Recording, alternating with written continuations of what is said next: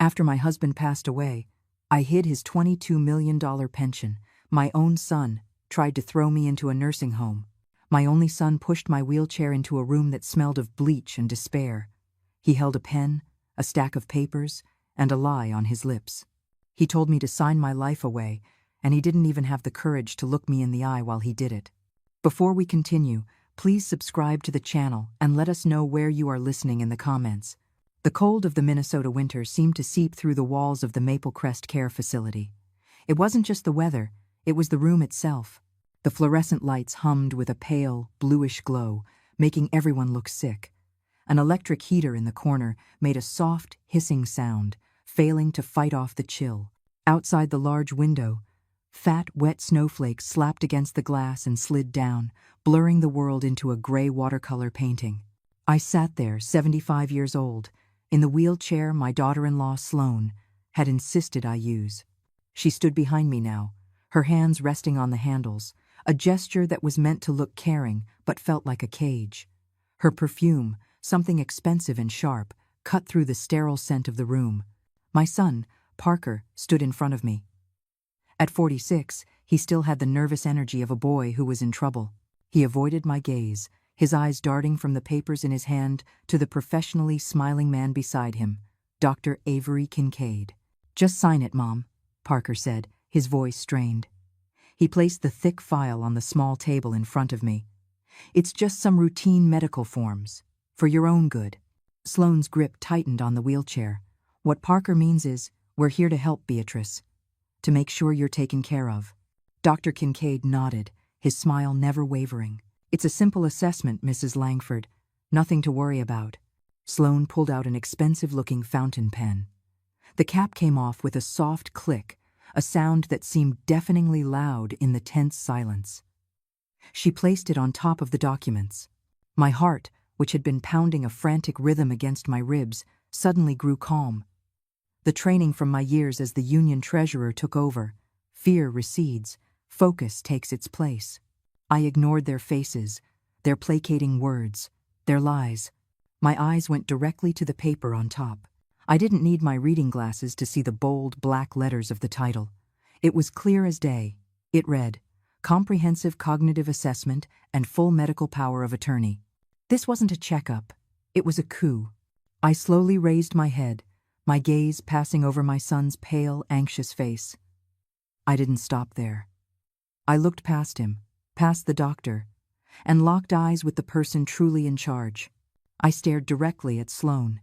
3 weeks after we buried my husband, Arthur, the scent of funeral lilies had finally faded from the house. It was replaced by the smell of brewing coffee and old paper. My warm oak kitchen, the heart of our home for 50 years, had become a war room. The kitchen table, usually set for family dinners, was now covered in stacks of documents, pension statements, union contracts, and legal pads, filled with my sharp, precise handwriting. My best friend, Nora Beckett, sat across from me, her reading glasses perched on her nose. Her presence was a comfort, a link to the past, but even she looked grim. On the center of the table, a speakerphone crackled to life. "All right, Julian, are you there?" I asked, my voice steady. "Loud and clear, Beatrice," came the slow, gravelly voice of Julian Crow, our lawyer and friend for 40 years. "Let's get our ducks in a row." I nodded at Nora. "I saw the writing on the wall at the funeral, Julian. The way Sloane looked at Parker, the questions she asked about Arthur's benefits. She's a wolf in sheep's clothing.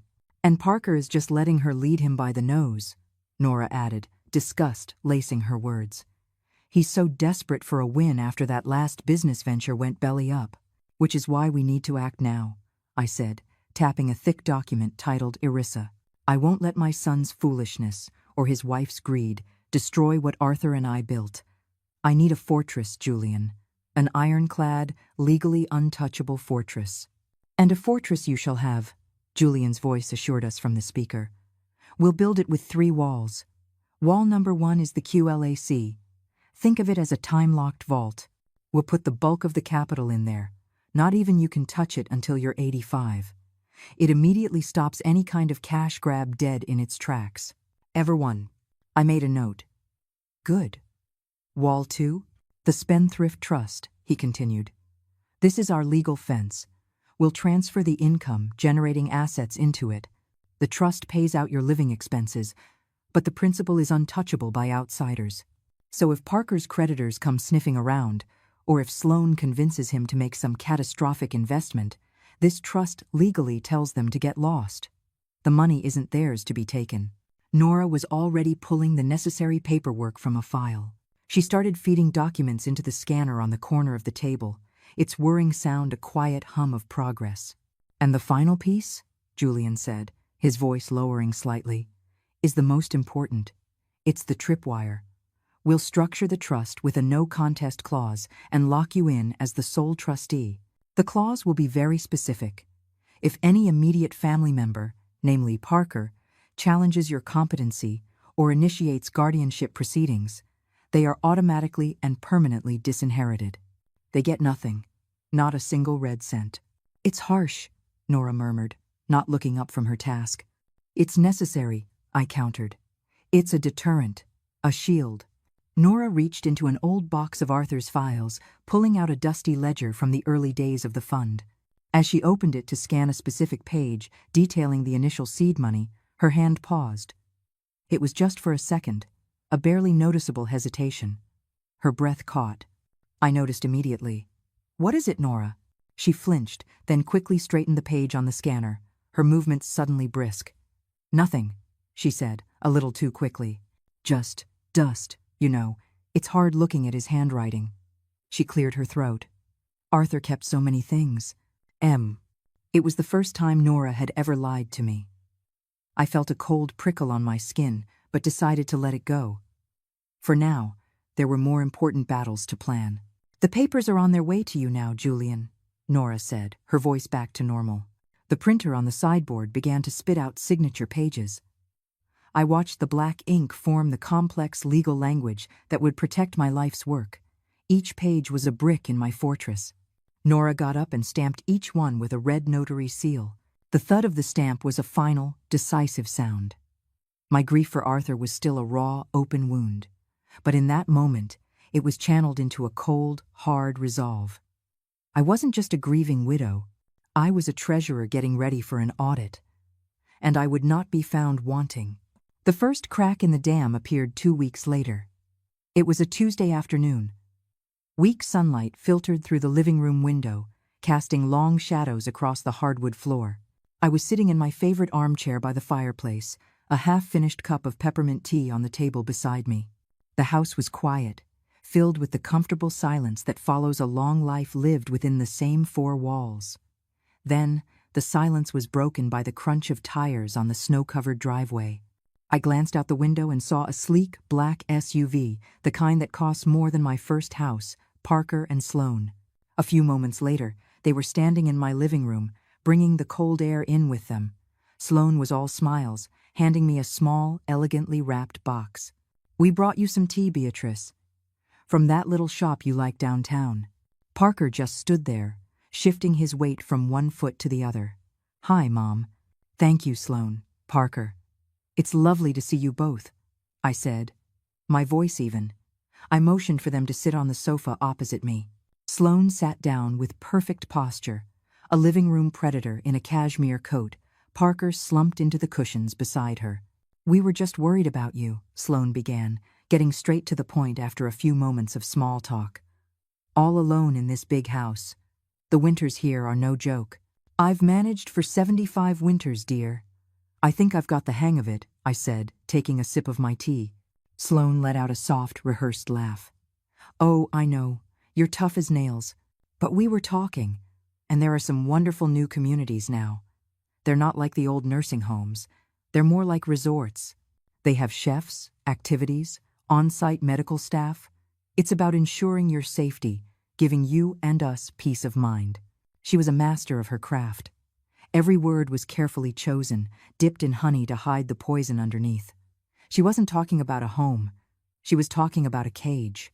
I looked at my son, waiting for him to say something, to defend me or the home he grew up in. He just stared at his hands, refusing to meet my eyes.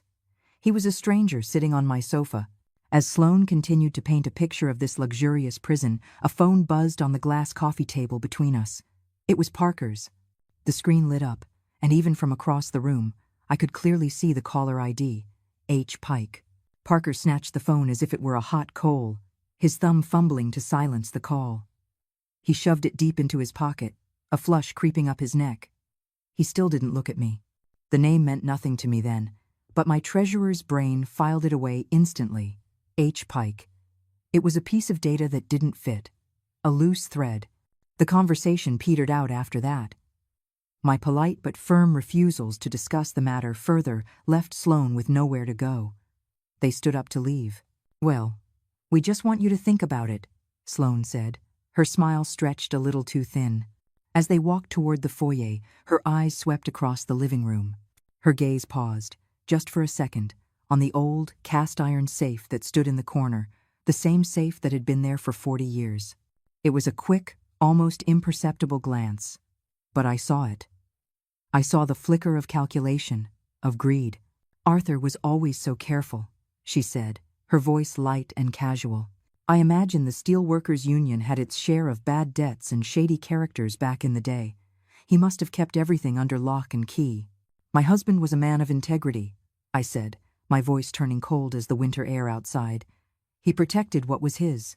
The subtle jab hit its mark. A flash of annoyance crossed Sloane's face before she smoothed it over with another perfect smile. "Of course. We'll call you tomorrow, Beatrice." "Induith." I watched from the window as they got into their black SUV and drove away, leaving perfect tire tracks in the otherwise pristine snow. The house was quiet again, but it was no longer a comfortable silence. It was the silence of a battlefield before the first shot is fired. They hadn't just come to visit. They had come to scout the terrain. And I knew, with a certainty that chilled me to the bone, that they would be back. To catch a fox, you have to think like a fox. And Sloane was a fox of the highest order. So, I decided to set a trap baited with exactly what she was hunting for, a weakness. My late husband's study was my sanctuary, a room paneled in dark wood and smelling of old books and pipe tobacco. It was also the perfect stage. The next Thursday, knowing they were due for another one of their check-ins, I prepared it. I took out a document I'd had Julian draft a week prior. It was a single page, a laughably simple last will and testament. It left everything to Parker, but with no protections, no trusts, no legal firewalls. It was the kind of amateur document a grieving widow might write on her own, and the kind a sharp lawyer could tear to shreds in court. I folded it and placed it in the top drawer of my desk, leaving the drawer open just a crack. An invitation. The final touch was a small, digital voice recorder, no bigger than my thumb. It was a habit from my union days document everything. I switched it on and tucked it behind a silver-framed photograph of Arthur and me on our wedding day. We were smiling, young and unaware of the battles that would come so many years later. They arrived right on schedule, bearing a box of pastries as their Trojan horse. We went through the usual dance of polite conversation in the living room. After a few minutes, I stood up slowly. "You know," I said, feigning a bit of forgetfulness, "I think I have that spiced tea you like so much, Sloane. Let me just go find it in the kitchen pantry. I'll be right back." It was the oldest trick in the book, but it worked. I left them alone. I didn't go to the kitchen right away. I stood in the hallway, my heart a quiet drum against my ribs, and I listened. I heard the soft creak of the study door, just as I knew I would. From my listening post, I couldn't see them, but I could imagine the scene perfectly.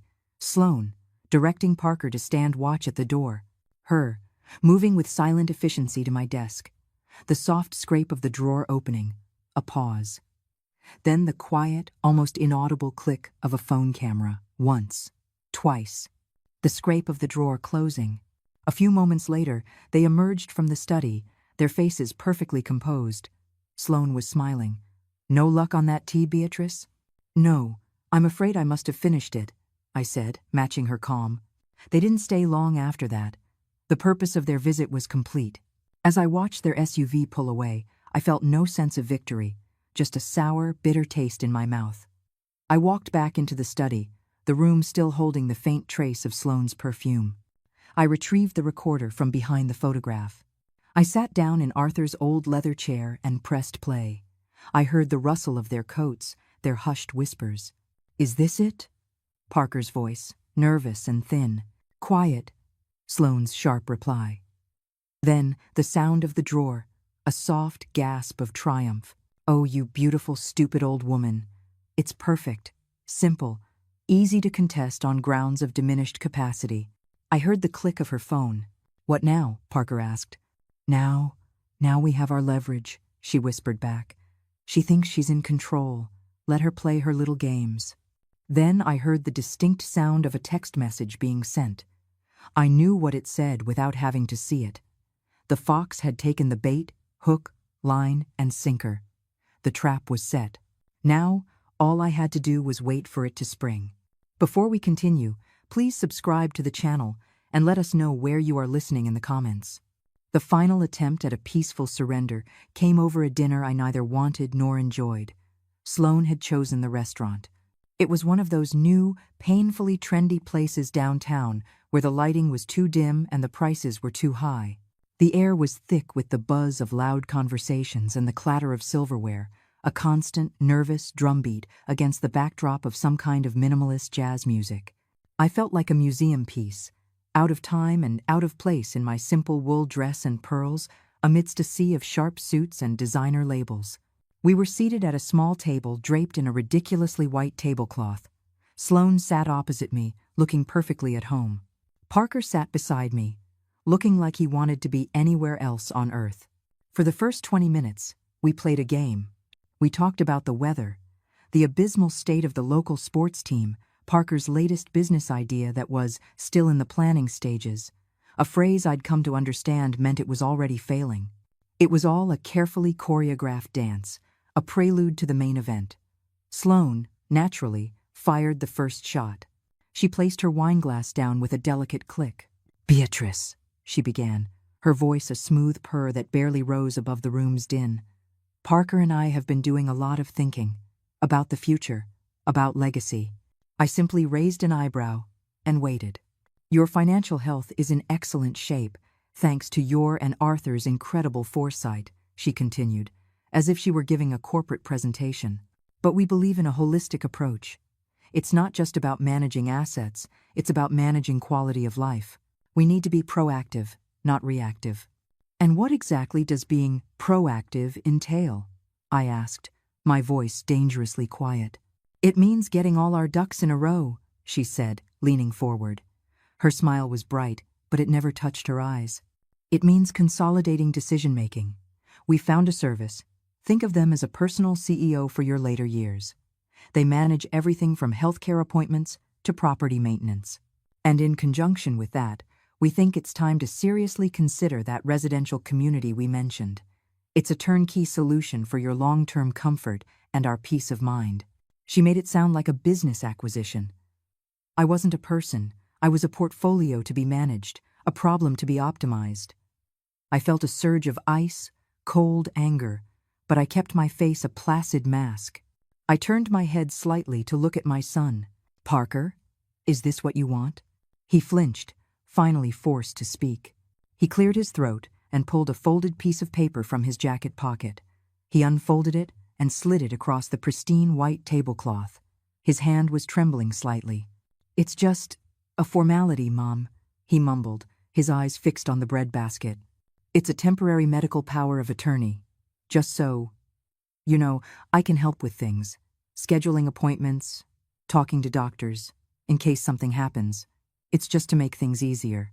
There it was, the knife, unsheathed and laid bare on the table between us.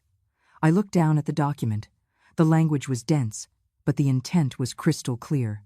It wasn't temporary, and it wasn't just for scheduling appointments.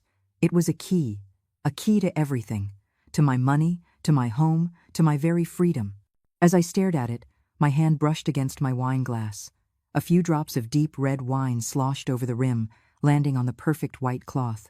The stain spread instantly, a dark, ugly bloom on the sterile surface. It looked like a drop of blood. No one said a word. The moment stretched, thick with unspoken truths. Parker stared at the stain, as if he'd committed a murder. Sloane's smile finally faltered, a flicker of irritation in her eyes. I folded my hands in my lap and looked from the paper to my son, and finally to my daughter-in-law. My expression was calm, serene even. I offered them a small, soft smile. "You've given me a lot to consider," I said, my voice as smooth as silk. "Let me think about it." I stared at the document, the title burning itself into my memory. Comprehensive Cognitive Assessment and Full Medical Power of Attorney. The room was silent, the only sounds the hiss of the heater and the wet slap of snow against the window. All three of them, my son, his wife, and their hired gun doctor, were watching me, waiting for me to pick up the pen, waiting for the old woman to surrender. I folded my hands on my lap, over the thick wool of my coat. I raised my head and let my gaze rest on Parker. His face was a mask of anxiety, sweat beading on his upper lip. He couldn't hold my eye for more than a second. "No," I said. My voice wasn't loud, but it cut through the silence like a shard of glass. "I will not be signing this. Not today. Not ever." Parker flinched as if I'd struck him.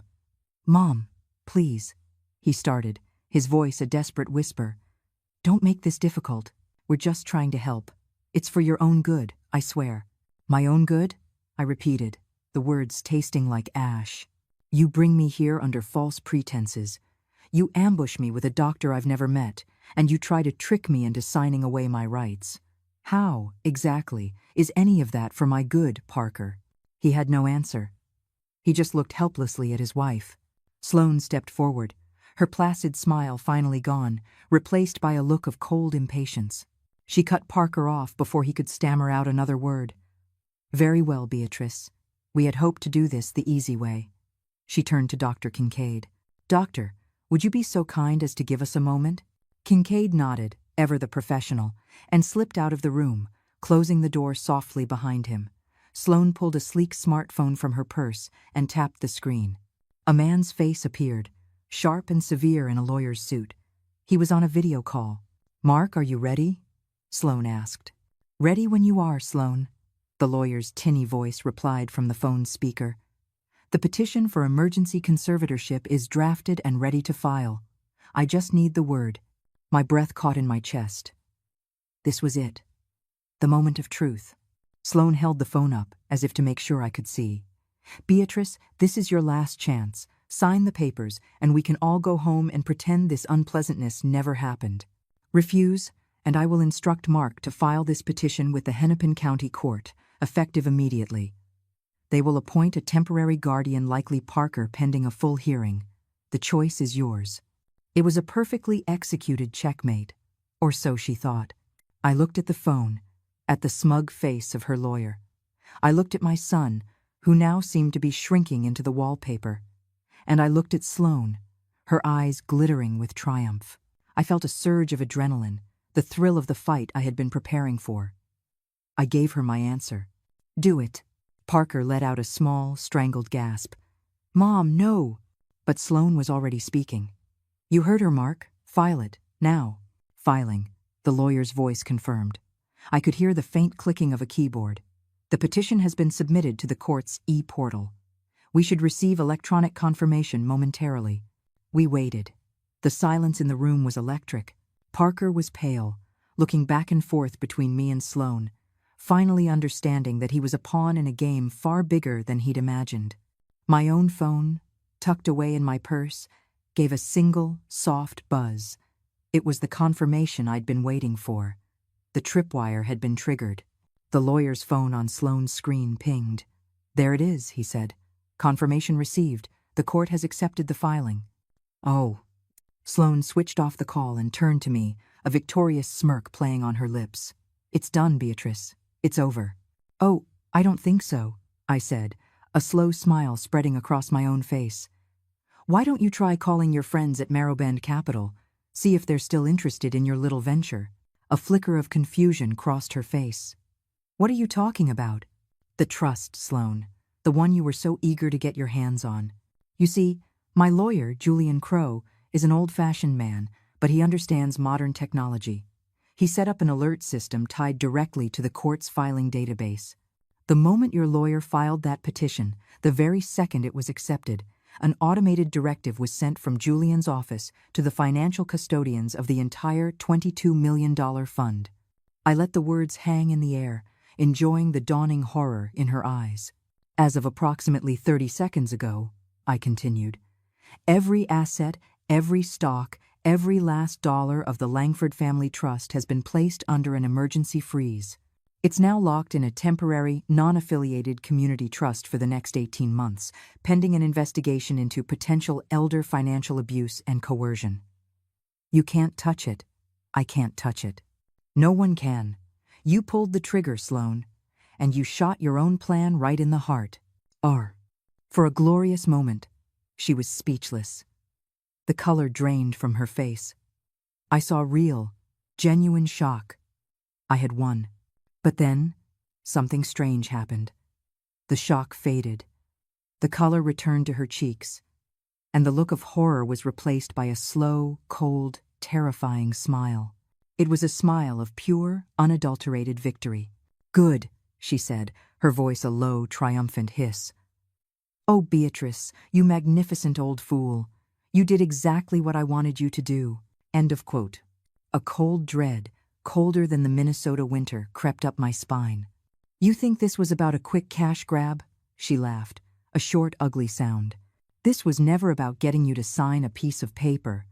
This was about getting you to do exactly what you just did. This was about forcing a legal conflict. She took a step closer, her eyes boring into mine.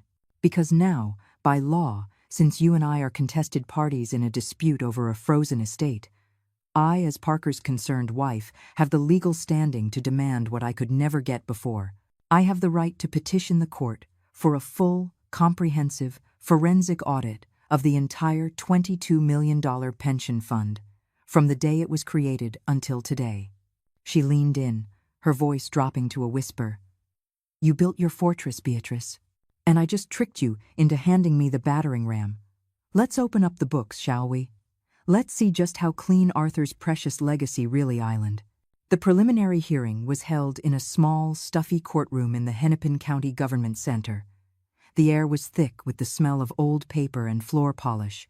Everything was wood-dark, imposing, and polished to a high sheen that reflected the grim fluorescent lights above. I sat beside Julian at the petitioner's table, my back straight, my hands folded calmly in my lap. I was not intimidated. This was my home turf, facts, figures, and evidence. Across the room, Sloan sat with her lawyer, Mark.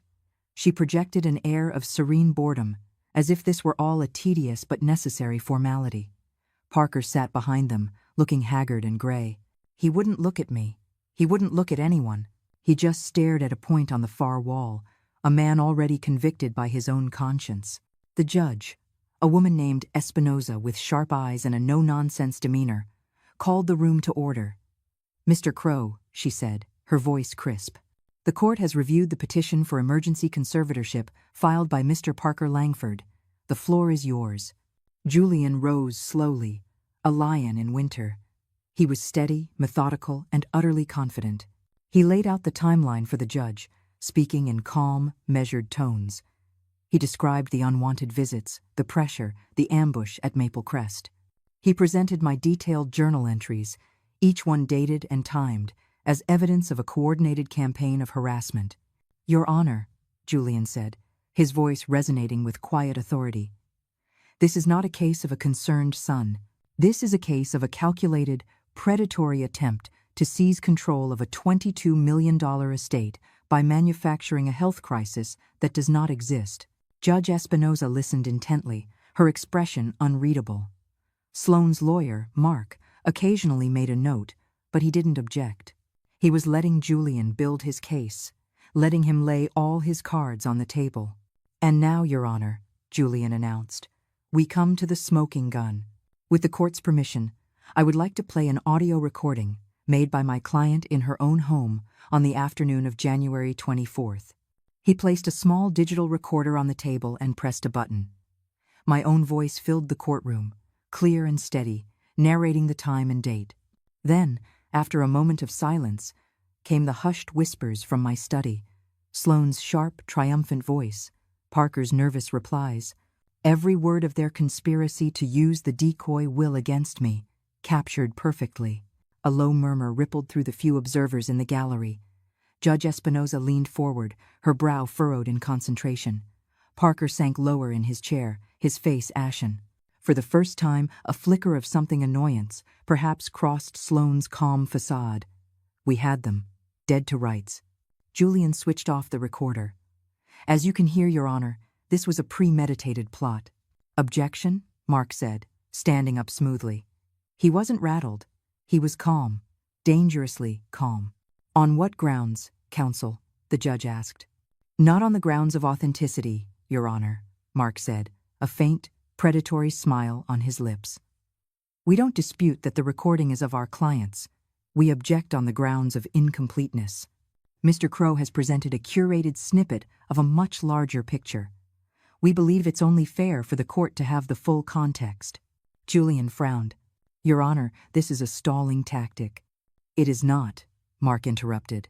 And to prove it, we have our own audio files to submit into evidence. Recordings from the same time period, also made within Mrs. Langford's home, which paint a very, very different picture of her state of mind. A cold knot of confusion began to form in my stomach. What was he talking about?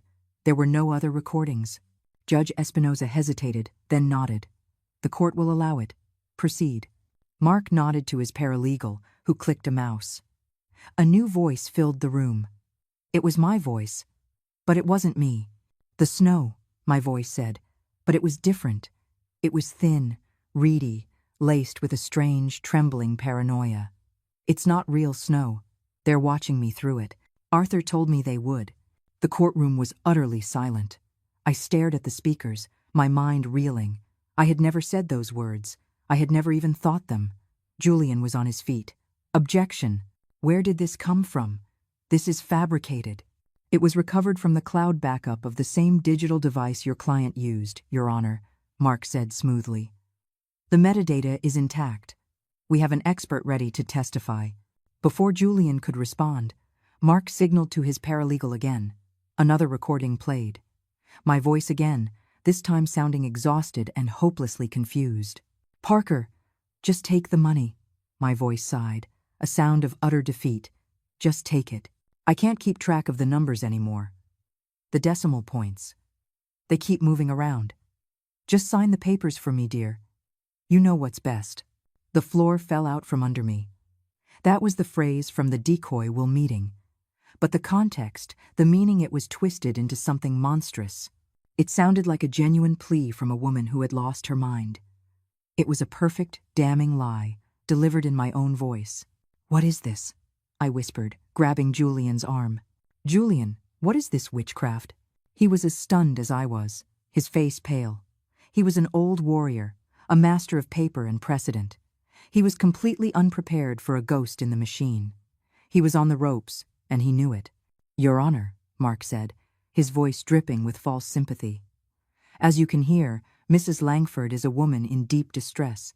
She is suffering from delusions, memory loss. She records herself to try and keep track of reality. But as the evidence shows, her reality is tragically fractured. The recording Mr. Crow played earlier was not evidence of a conspiracy. It was a moment of paranoia, a loving son and his wife trying to calm a confused and frightened matriarch. He had taken my greatest weapon and turned it against me. My diligence, my meticulous record-keeping, was now being presented as proof of my own insanity. I looked around the courtroom.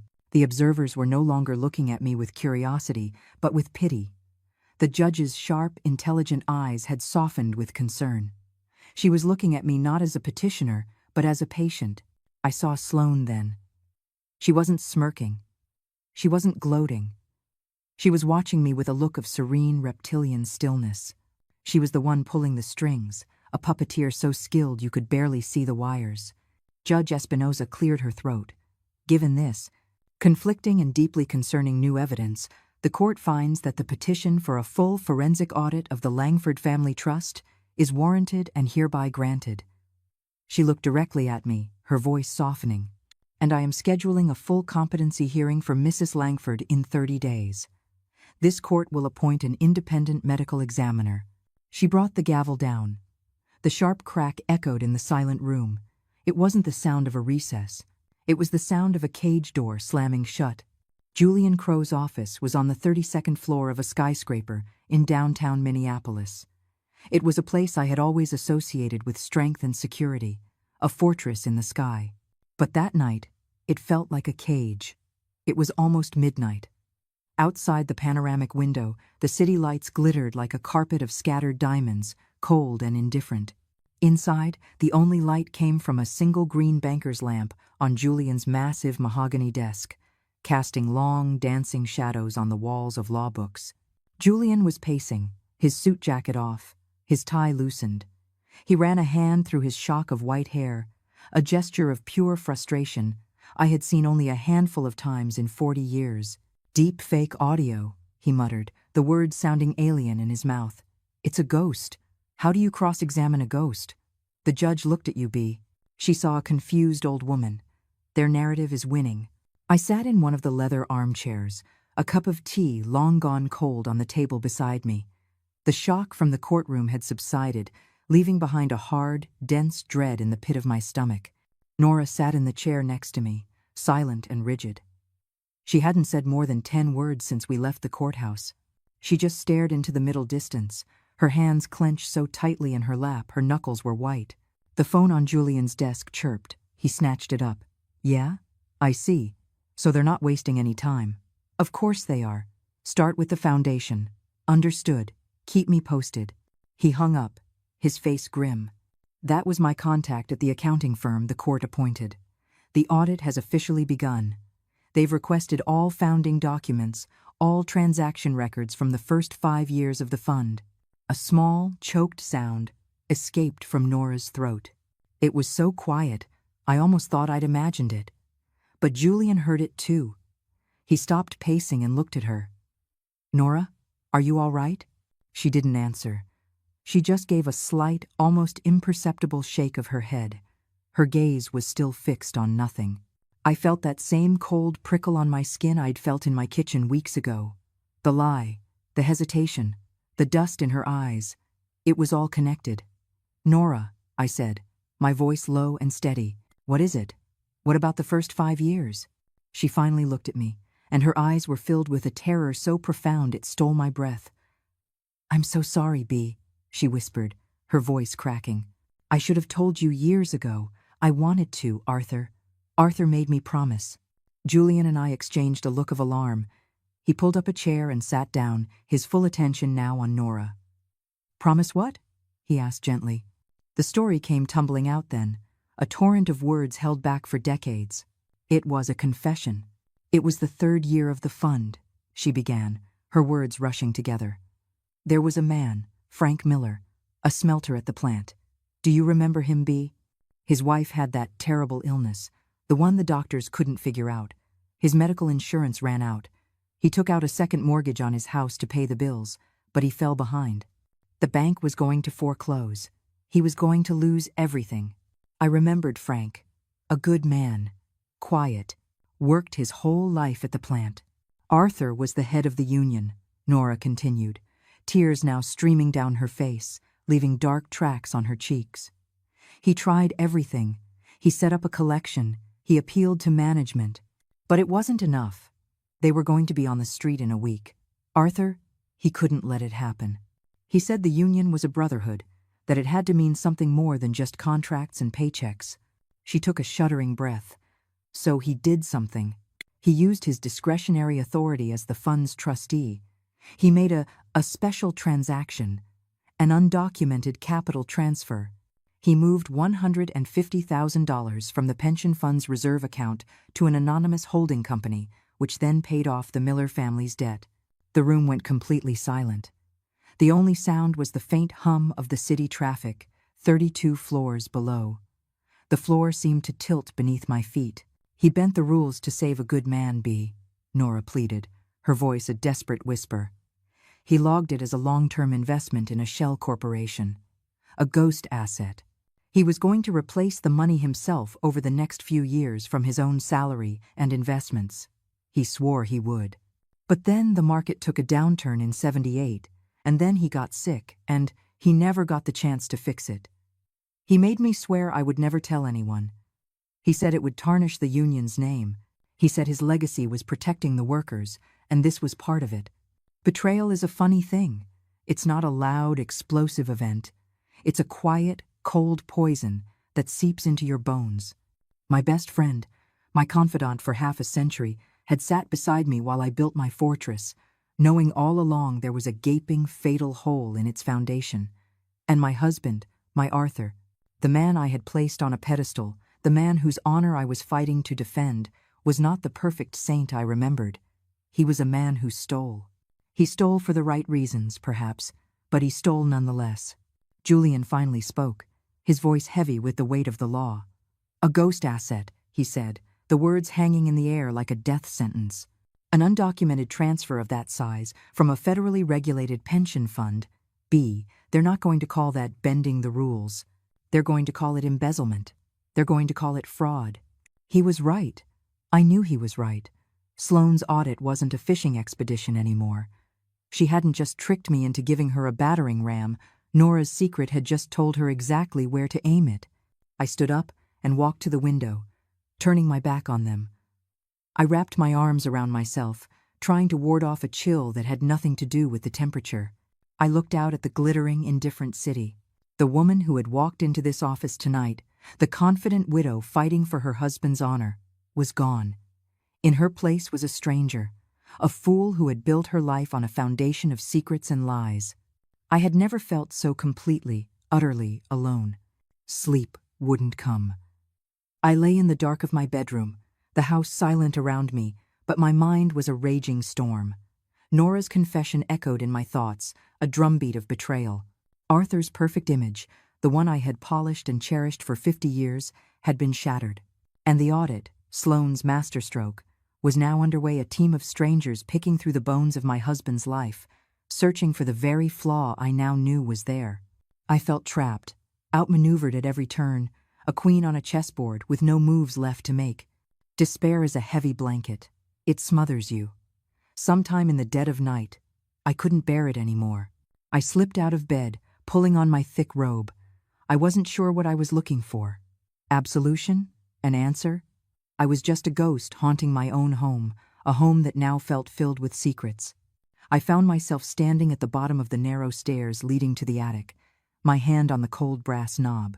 The attic was Arthur's domain, a dusty archive of his life's work. I hadn't been up here in years. I pulled the cord, and a single, bare bulb flickered to life, casting a weak, yellow glow over a graveyard of forgotten things. Cardboard boxes, stacked high and labeled in Arthur's familiar scrawl. Old furniture draped in white sheets, looking like sleeping giants. The air was cold and still, thick with the musty scent of paper and time. I was grasping at straws, trying to find something, anything, that would make sense of the man he was. The man who could save a family with one hand and sign their ruin with the other. My eyes scanned the labels on the boxes. Contracts 1,970 to 75. Pension amendments. Grievance filings. It was the history of 1,000 working men's lives, all packed away in cardboard. Then I saw a smaller stack, tucked away under the eaves. The box on top was labeled simply, disciplinary actions. My old treasurer's instincts, the part of me that always needed the books to balance, took over. I pulled the heavy box out and set it on an old wooden trunk. My fingers, stiff with cold and age, fumbled with the lid. Inside were dozens of manila folders, each with a name typed neatly on the tab. Most were thin files, a reprimand for tardiness, a suspension for a safety violation. But one file, near the bottom, was different. It was thick, at least 2 inches, held together with a thick rubber band that had gone brittle with age. I pulled it out. The name on the tab made my blood run cold. Mercer, Daniel. I sat down on the trunk, the weak light from the bulb shining down on the folder in my lap. I opened it. The first page was a formal letter of dismissal, dated 1,981. The reasons cited: gross misconduct, including embezzlement of union funds and willful negligence of safety protocols, resulting in injury to a fellow worker. My heart began to beat a little faster. I kept reading. Page after page of testimony. Financial records showing small amounts of money siphoned from the workers' social fund over a period of 2 years. A report from an OSHA investigation detailing how Daniel Mercer had deliberately bypassed safety checks on a piece of heavy machinery to save time, leading to an accident that had cost another man 2 fingers. It was all there, in black and white. This wasn't just a firing, it was a scandal. Arthur had been forced to bring the hammer down, not just to protect the union's money, but to protect its members from one of their own. This was the story Sloane had hinted at, the bad debts and shady characters. Only the villain wasn't my husband. It was her father. Tucked into a sleeve at the back of the file was a small, black and white photograph, stapled to an incident report. It was a picture of Daniel Mercer being escorted off the plant premises by security. He was a man with a bitter, resentful twist to his mouth. And standing just behind the chain-link fence, watching him go, was a little girl. She couldn't have been more than 10 years old. She had dark hair and pigtails and was wearing a simple dress, but it was her face that made the air leave my lungs. Her expression. It wasn't the face of a sad child whose father had lost his job. It was the face of a soldier watching her king being overthrown. Her eyes were narrowed, burning with a hatred so pure, so adult, it was chilling. Her small mouth was set in a thin, hard line. It was a promise, a vow of vengeance. I stared at that little girl's face, at the furious fire in her eyes, and I knew with a certainty that settled deep in my bones. It was Sloane. The pieces didn't just fall into place. They slammed together with the force of a tectonic shift. Her marriage to my sweet, simple, easily manipulated son, her relentless ambition, her veiled questions about Arthur's legacy, her cold, calculated plan to dismantle my life, not for a quick payday, but piece by painful piece. This wasn't about money. It was about revenge. A 40-year-old grudge, nursed from childhood and honed into a weapon of devastating precision. The fog of despair that had clouded my mind for days finally lifted, burned away by the cold, bright light of understanding. The fear, the grief, the feeling of being a victim, it all vanished. In its place, something new and hard settled in my chest. Ice. I stood up, the file still in my hand. I walked over to a small table where an old framed picture of Arthur and me sat, covered in a thin layer of dust. Our wedding day. I looked at our young, happy faces, and for the first time since Nora's confession, I felt no confusion, no betrayal. I felt only a fierce, protective clarity. I finally knew my true enemy, and now I knew how to fight her. The battle for the money was over. The war for the truth had just begun. The day of the full competency hearing felt like the coldest day of the year. The courtroom was the same, but the atmosphere was different. It was heavier, charged with anticipation. The preliminary hearing had been a shock. This was to be the final judgment. We began where we had left off, in the shadow of the deepfake recordings. Mark, Sloane's lawyer, was smugly confident, believing he had an unassailable weapon. He didn't know we had spent the last 30 days preparing for this exact battle. Julian rose. Your Honor, before we address my client's competency, we must first address the fraudulent evidence submitted at the last hearing. I would like to call a Mr. Alex Sharma to the stand. A young man in a sharp suit, looking no older than 30, walked confidently to the witness box. He had bright, intelligent eyes and the calm demeanor of someone who is the smartest person in the room and knows it. Mr. Sharma, Julian began, could you please state your profession for the court? I'm a digital forensics analyst and a specialist in generative AI and synthetic media, Alex said, his voice clear and direct. For the next 20 minutes, Alex took the court to school. He didn't use confusing jargon. He used simple, devastating analogies. He called the recordings a vocal collage, explaining how software could stitch together syllables and tones from hours of real audio to create entirely new sentences. He showed the judge spectrograms, visual representations of the sound waves. Real human speech has a certain randomness, a certain organic flow, Alex explained, pointing to a large monitor. You can see it here in the authentic recordings from Mrs. Langford. Now look at the fraudulent recordings. See those unnaturally smooth transitions? The identical pitch on repeated words? It's too perfect. It's the digital fingerprint of an AI. It's a vocal puppet, Your Honor, and someone else was pulling the strings. He then delivered the final blow. Using proprietary software, we were able to trace the digital artifacts in the manipulated files. They were created using a specific commercial AI voice cloning program, a program for which the premium subscription is registered to a corporate account. He paused for effect. An account held by Mercer Public Relations, Sloan Mercer Langford's company. A bomb had gone off in the courtroom. The judge stared at Sloan, her expression now hard as granite. Mark was scrambling, objecting, but the damage was done. Alex had not just discredited the evidence, he had exposed the crime. The deepfake, their silver bullet, had just been turned back on them. Julian smiled. No further questions for this witness, Your Honor. He turned to our table, expecting to rest our case. But I wasn't finished. I placed a hand on his arm. Julian, I whispered. I need to speak. He looked at me, his eyes wide with surprise. B, we have them. We've won. We've won the battle, I said quietly. Now we have to win the war. He saw the look in my eyes and nodded grimly. He turned back to the judge. Your Honor, my client, Mrs. Beatrice Langford, wishes to address the court. Judge Espinoza looked at me. Her curiosity piqued. Very well, Mrs. Langford, you may approach. I walked to the witness stand, my steps slow but steady. I did not feel like a 75-year-old woman. I felt like a general taking the field. I sat down, adjusted the microphone, and looked out not at the judge, but at Sloan. Your Honor, I began, my voice clear and strong. My son and his wife have tried very hard to paint a picture of me as a confused, incompetent old woman. They brought you fabricated evidence to support that claim.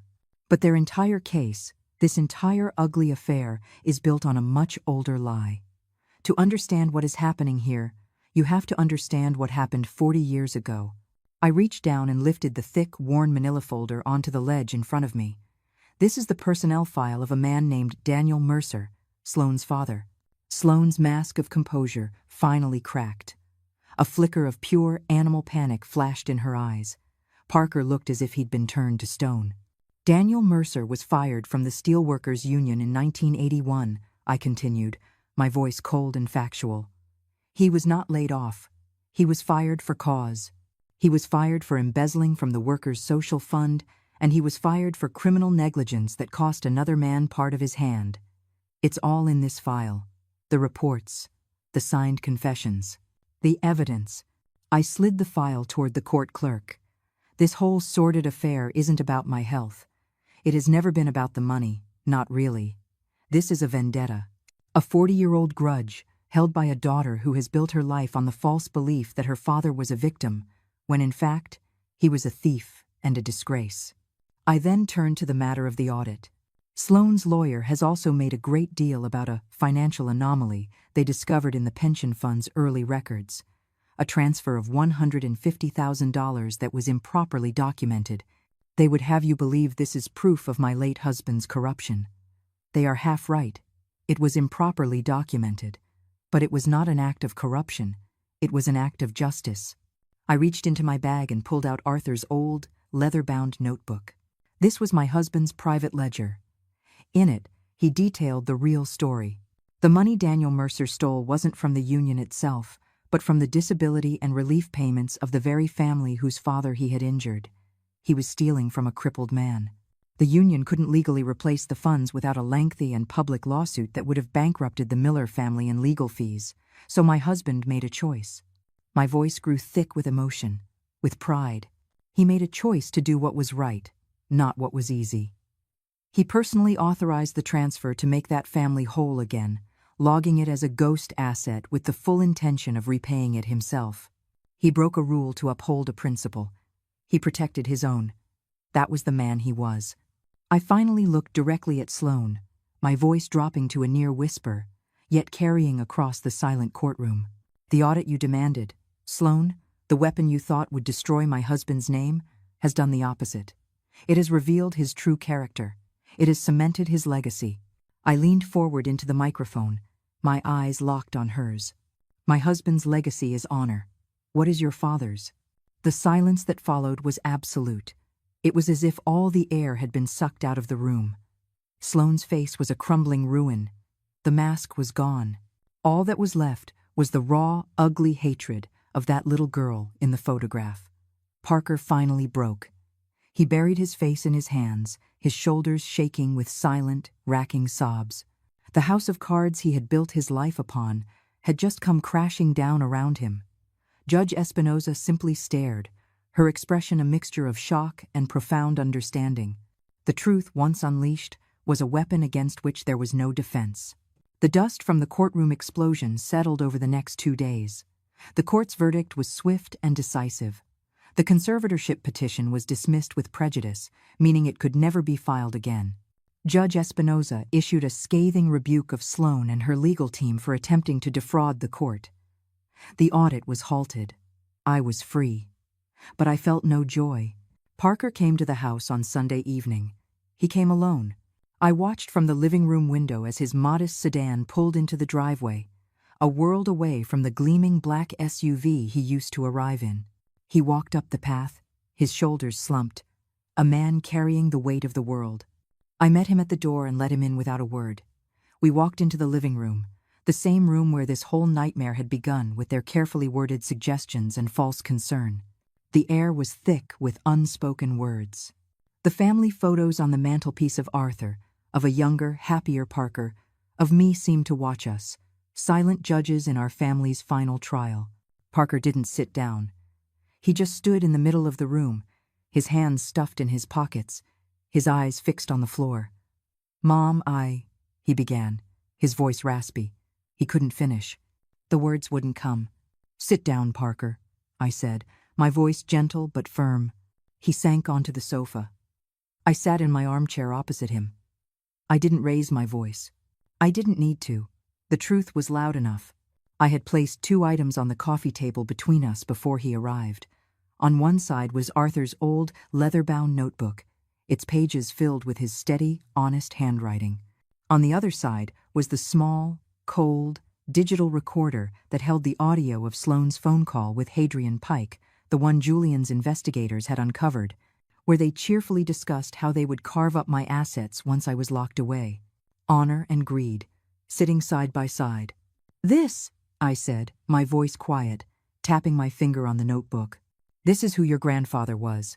He broke the rules, yes, but he did it to protect a man who was being crushed by the system. He lived to protect his people, to build something that would last." I then pushed the small recorder across the table toward him. "And this is the world you chose to live in. A world of backroom deals and whispers, where a person's life is just a number on a balance sheet." I leaned forward, my eyes holding his, forcing him to finally look at me. "Your father lived for others, Parker. What have you lived for?" A single tear traced a path down his cheek. He didn't wipe it away. "I'm giving you 2 choices," I continued, my voice even, though every word felt like a shard of glass in my throat. "2 envelopes, 2 paths. You will choose one before you leave this house tonight." I laid 2 plain white envelopes on the table. The first envelope contains a plan. It requires you to go to the district attorney's office tomorrow morning and give them a full, sworn confession. You will tell them everything you know about Sloane's plan, about Marrowbend Capital's involvement, about the deep fake audio. You will become the state's primary witness. You will face the music, whatever that may be. You will cut Sloane loose, file for divorce, and start your life over from absolute zero. I will help you with a small, supervised living stipend, but you will not see a single dollar of inheritance for at least 10 years. It's a path back to being a man your father would recognize, but it's the hardest road you will ever walk. His eyes were wide with a mixture of terror and a faint, desperate flicker of hope. "The second envelope," I said, my voice dropping, "contains a check for $50,000. It is the last money you will ever receive from this family. You can take it and disappear. Change your name, move to another state. I don't care. But if you walk out that door with that check, you are no longer my son. You will be written out of the will, out of the trust, out of our lives permanently. This door will be closed to you forever." He stared at the 2 envelopes as if they were a bomb and its detonator. The choice between a painful redemption and a painless exile. He finally broke. The sound that came out of him was a ragged, guttural sob of pure, undiluted grief. He buried his face in his hands, his body shaking. It wasn't the cry of a man who was sorry he got caught. It was the cry of a man who finally understood the depth of his own failure, the hollowness of his own soul. I wanted to go to him, to hold him like I did when he was a little boy who had fallen and scraped his knee. But I couldn't. I had to be the judge now, not just the mother. I sat there, my own hands trembling in my lap, and watched my son's world fall apart. It was not the sweet satisfaction of victory. It was the sharp, metallic taste of surgery, cutting away a diseased part of my own family to save what was left. On the mantelpiece, a silver-framed photo of Parker and Sloane on their wedding day seemed to mock the entire room. It was a picture of a lie, and it had to be taken down. 6 months can change everything. The brutal Minnesota winter had finally surrendered to a glorious June. The ice on the lake had long since melted, and now the morning sun danced across its surface, sending a cascade of diamonds scattering toward my porch. The air was warm, smelling of fresh-cut grass, and the peonies blooming in my garden. The world was alive again, and in many ways, so was I. I sat in a comfortable wicker chair, a laptop open on the table in front of me. On the screen, a dozen friendly faces, all over the age of 60, smiled back at me. This was the inaugural video conference for the board of advisors for my new foundation. "Welcome, everyone," I said, my voice warm and clear. "I'm so thrilled to officially launch the Lantern for Later Years Foundation." I clicked a button, and my screen shared a simple, elegant logo, a stylized lantern, its light radiating outwards. "As you know," I continued, "our original mission was to provide pro bono legal aid to seniors facing guardianship abuse and financial exploitation. That mission remains our cornerstone. However, in light of my own recent experiences, we are expanding our mandate. Our first initiative will be a series of free, statewide workshops on digital security." A few of the board members nodded in enthusiastic agreement. "The world has changed," I said. "The old threats of scams and fine print still exist, but now there are new dangers, ones that can use your own voice and your own image against you. We're going to teach people how to spot phishing emails, how to secure their online accounts, and how to understand and identify the threat of deepfakes. We will not be victims. We will be the most informed, most prepared generation online. We will turn their weapons into our shields." I paused. "Now, for an update on our first pilot program, I'll turn it over to our volunteer coordinator in Chicago. Parker, are you there?" A new window popped up on the screen. It was my son. He was thinner than I'd seen him, the puffiness of stress and failure gone from his face. But his eyes were clear. He looked solid. He was sitting in a simple, sparse apartment, a world away from the lavish home he had shared with Sloane. "I'm here, Mom," he said. His voice was quiet, but steady. He looked directly into the camera. "Good morning, everyone. I'm pleased to report that our first workshop here in Chicago is fully booked. We actually have a waiting list. The response has been overwhelming. People are eager to learn. They're grateful that someone is finally speaking to them, not down to them." We discussed logistics for another 20 minutes. Parker was professional, efficient. The way we spoke was different now. The easy intimacy of mother and son was gone, replaced by a careful, respectful distance. He was no longer my little boy. He was a man, rebuilding his life one brick at a time. He had chosen the first envelope. The hard road. Sloane had disappeared from our lives, her name now buried in a mountain of civil lawsuits and a pending investigation by the state bar. After the call ended, I closed the laptop and leaned back in my chair, a warm mug of tea in my hands. The fight was over. I had protected my husband's legacy, and in the process had discovered its true meaning. It wasn't just about the money. It was about using what you have to protect others. Arthur had done it for one family. I would now do it for thousands. I looked out at the glittering lake, at the brilliant blue sky. I thought of the long, dark winter, of the cold courtroom, of the terror and betrayal. They were all still a part of my story, scars that would never fully fade. But they were no longer the whole story. I had found a new purpose, a new chapter I never expected to write. I took a sip of my tea, and for the first time in a very long time I smiled. A real smile. A smile of peace. If you enjoyed this story, please like the video, subscribe to the channel, and comment 1 below. If not, feel free to comment 0 so we know and can improve future videos. To hear the next story, click the box on the left. Thank you for watching.